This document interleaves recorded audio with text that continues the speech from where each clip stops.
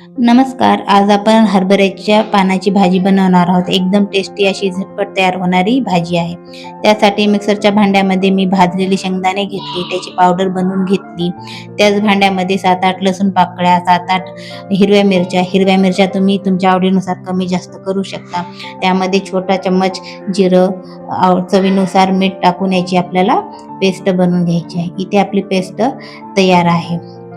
आता इथे मी 1 पाव हरभऱ्याची भाजी घेतली आहे, ती बारीक कट करून घेतली आहे. त्यामध्ये आपण तयार केलेला पूर्ण ठेचा टाकायचा आणि या भाजीला छान असा चोळून घ्यायचा आहे. जर तुम्हाला असं आवडत नसेल तर तुम्ही हा ठेचा डायरेक्ट तेलामध्ये फ्राय करू शकता. पण अशा पद्धतीने केले तर एकदम झटपट तयार होते आणि चवीला पण खूप भन्नाट लागते. तुम्ही नक्की एकदा असं ट्राय करून बघा. तर पूर्ण मी ठेचा ह्या भाजीला चोळून घेतला आहे. आता आपण याला फोडणी देऊया.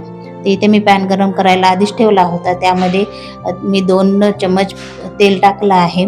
तेल तुम्ही कमी जास्त करू शकता. त्यामध्ये ही आपली भाजी टाकून आपल्याला तेलामध्ये परतून घ्यायची आहे.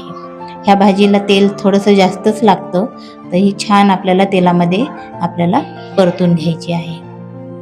ही भाजी आपल्याला पाण्यामध्ये शिजवायची नाही, तर तेलामध्ये छान अशी परतून घ्यायची आहे. लागलंच तर आपण थोडंसं पाणी यामध्ये टाकू शकतो. तर यामध्ये आता मी 2 ते 3 चम्मच थोडंसं पाणी टाकलं आहे. आता हे थोडं मिक्स करून याला आपल्याला छान असं वाफवून घ्यायचं आहे. यावर झाकण ठेवून कमी गॅसवर आपल्याला 5 ते 10 मिनिटं वाफवून घ्यायचं आहे. 5 ते 10 मिनिटामध्ये आपली भाजी ही शिजल्या जाते. तर इथे आपली भाजी छान अशी आपण मिक्स करून घेऊया. इथे आपली भाजी रेडी आहे.